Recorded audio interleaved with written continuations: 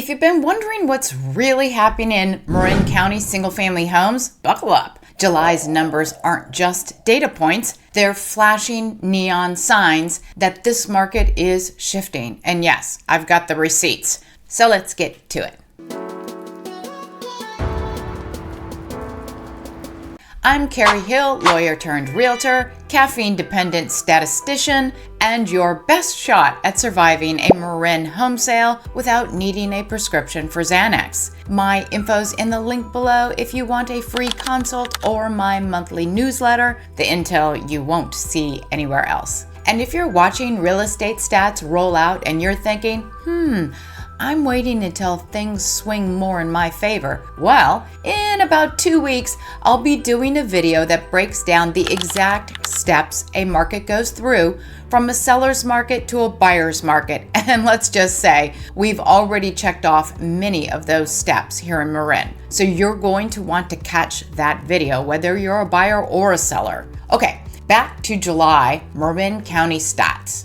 Here's a quick Marin County recap. All homes. Before we zoom in on single-family homes, here's the big picture. 176 homes closed in July. That's 47 fewer than June. Inventory dropped month to month, but we still have 33% more homes on the market than last summer. Days on market jumped nearly 40% year over year. Buyers are in no rush. And prices? Median was down slightly from last year, while the average price perked up a bit from June. The overall quarterly trend is basically flat. Most telling statistic? Well, that's that 26% of homes sold over asking, but a chunky 65% sold under list, averaging about 10% under list. Translation? Sellers don't have the same swagger they did a year ago. And buyers? They're finally getting pickier.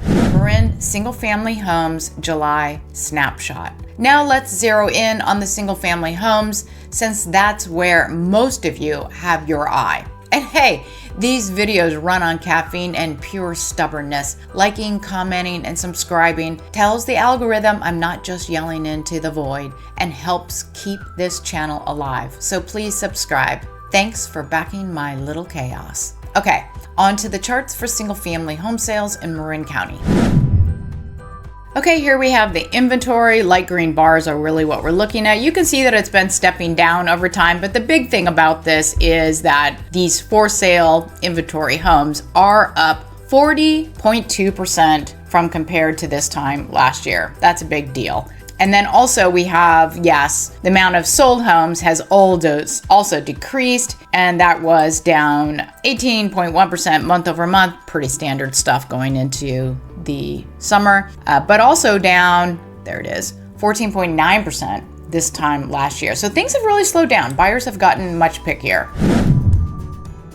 And that pickiness has been readily apparent in this days on market chart. As you can see, they've just gone up each month, now at 44 days on market. That represents an increase of 15.8% at this time compared to last year, and up 3.1% when you take in the full quarter numbers, which you know I like because it's more statistically significant.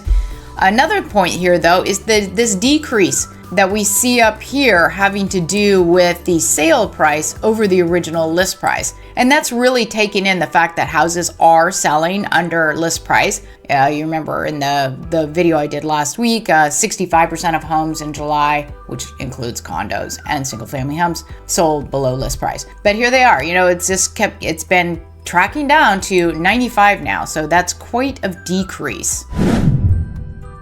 And here we have the prices. As you know, I tend to ignore the one on the top because they are just what people are asking, but these are the actual sales. This is the average red line, you can see, went up last month, and the median price went down a little bit last month. When you compare it to last year, what's going on, the median sold price is actually up 2.3% from this little bar here when you compare it over to this bar here, and the average sold price was up 13.1%. You can see that easily. Well, actually, it's here compared to July last year. So here.